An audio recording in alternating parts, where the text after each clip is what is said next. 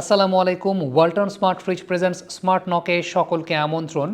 বাংলাদেশ টিমের ক্যাপ্টেন তিনি post match presentation সেরেমনিতে একটা কথা বলেছেন, তা হচ্ছে রানটা যদি 150 থেকে 160 হতো তাহলে হয়তো বা সেটা আমাদের লিমিটের মধ্যে ছিল। দ্যাট মিন্স ক্যাপ্টেনই একটা সরল স্বীকারোক্তি করে নিয়েছেন যে ওয়েল আমাদের লিমিটের জায়গাটা 150 থেকে 160-এর মধ্যে, এর বেশি আমরা আসলে আমাদের লিমিটের মধ্যে নাই।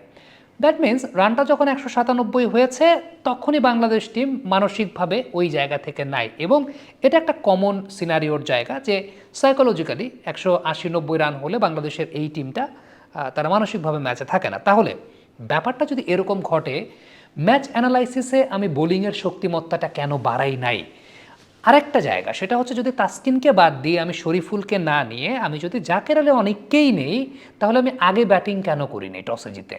তা আমার তো যুক্তি থাকতে হবে যে ঠিক আছে আমি একটা ব্যাটসম্যান বাড়িয়েছি, তার পেছনে কারণটা হচ্ছে আমি চাই আমি ব্যাটিং দিয়ে ম্যাচ জিততে চাই। কিন্তু টু বি ভেরি অনেস্ট, আপনি তো ব্যাটিং দিয়ে ম্যাচ জিততে পারবেন না।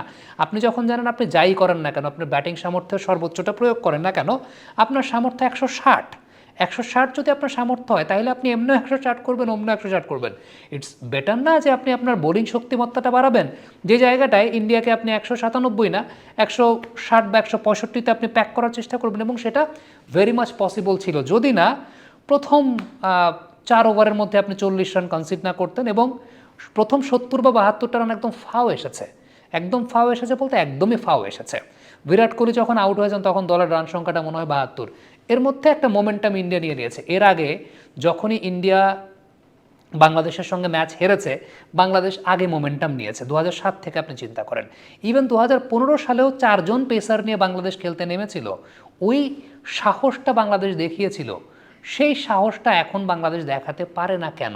প্রশ্নের জায়গাটা কিন্তু এইখানেই আসে যে আপনার যেহেতু ব্যাটিং স্ট্রেংথ নাই আপনি জানেন, তাহলে রোহিত শর্মা তাকে আটকানোর জন্য একদম ম্যাচ অ্যানালাইসিস যেটা বলে আপনি বাঁহাতি পেস বোলার নেবেন। সো বাঁহাতি পেস বোলার কেন নাই, শরীফুল কেন নাই সেই জায়গাটায়? ইভেন শরীফুল যদি নাও থাকে, ইন্ডিয়ার মিডল অর্ডারকে আপনি টাফ টাইম দেবেন কী দিয়ে?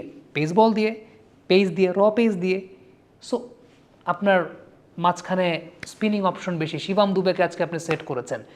ঋষাদ প্রতিদিন এরকম ঘটবে না যে ঋষাদ প্রতিদিন আপনাকে উইকেট এনে দেবেন আবার ইকোনমিক্যাল বোলিংও করবেন, এটা প্রতিদিন ঘটবে না। ওই পাশ থেকে তো ঋষাদের সাপোর্ট লাগবে, ওই সাপোর্টটাও তো ঋষাদ পান নাই। ওই সাপোর্টটা ঋষাদ পেতেন যদি মোমেন্টামটা বাংলাদেশ আগে নিতে পারতো। তানজিম সাকিব তো এসেই তিনি ভালো বোলিং করেছেন, এবং 3 নম্বর ওভারটা যখন তিনি বোলিং করেছেন ওই সময়টায় মনে হচ্ছিল ওয়েল বাংলাদেশের মোমেন্টাম বোধ এভাবেই পাওয়া উচিত, কিংবা মোমেন্টাম এভাবেই গেইন করতে হবে বা গেইন করতে হয়। এখন ইন্ডিয়ার এগেনস্টে আপনি শুরুতে রোহিত শর্মা বিরাট কোহলির সামনে স্পিন দিয়ে তাদেরকে সেট করে ফেলবেন, এর মধ্যে রান বেড়ে যাবে বা রান করে ফেলবে ইন্ডিয়া, তাহলে আপনার ম্যাচ অ্যানালাইসিস বা ম্যাচ প্ল্যানের জায়গাটা আসলে কোথায় ছিল? আবারও বলছি, 2015 সালে বাংলাদেশ 4 পেসার নিয়ে খেলার সাহস দেখিয়েছিল ইন্ডিয়ার সঙ্গে, সেটা ওয়ানডে ম্যাচে ছিল। টি-20 ম্যাচে সেই সাহস দেখাতে তো আরও প্রোঅ্যাক্টিভ হওয়ার কথা। ইভেন টি-20 ম্যাচে এত লম্বা ব্যাটিং লাইন আপ নিয়ে খেলার তো আসলে কোনো প্রশ্নও আসে না।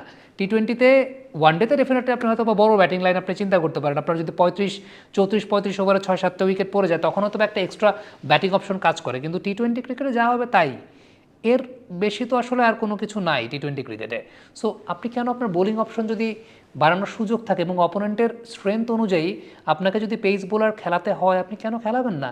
আমি জানি না, মানে বিরাট কোহলির অফ স্ট্যাম্পের বাইরের বলের সমস্যা, শরীফুল ইনকামিং বলে রোহিত শর্মাকে বিট করতে পারতেন, তাসকিনও হয়তো বা অফ স্ট্যাম্পের বাইরে বিরাট কোহলিকে বিট করতে পারতেন, তানজিম সাকিব বিরাট কোহলির উইকেট নিয়েছেন আমরা দেখেছি, এবং তার সেলিব্রেশনটাও ছিল ওই রকমের। পেসের এগেনস্টে স্ট্রাগল করছেন ইন্ডিয়ান ব্যাটাররা। সো ওয়াই আমি জানি না আসলে তাহলে ম্যাচ অ্যানালাইসিস বা ওই জায়গাটা আসলে কোথায় ছিল, কী ছিল, এটা টোটালি এখানে আসলে কোনো অ্যান্সার নেই। আমার কাছে মনে হয় যে ব্যাটিংয়ের সামর্থ্যটাই যেহেতু ওইখানে যে 160-এর পরে আমরা আর কিছু করতে পারবো না, তাহলে আমরা বোলিং সামর্থ্য কেন বাড়াই নেই? So it's a question, it's a big question. Comment বক্সে আপনাদের মন্তব্য মতামত জানতে চাই।